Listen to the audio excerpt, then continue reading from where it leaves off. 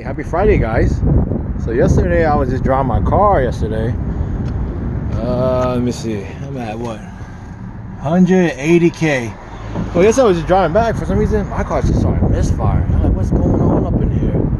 And I got a check engine light for code p304. Cylinder number 4 is out. So I'm here like, let me guess, igniter pack right here. This is it. This is probably the original one from Ford. And it finally went out 180k. Ain't that something though? Yeah, p304 for misfiring. Cylinder number 4.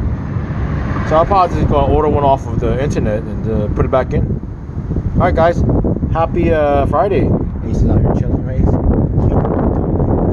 Alright guys, happy Friday.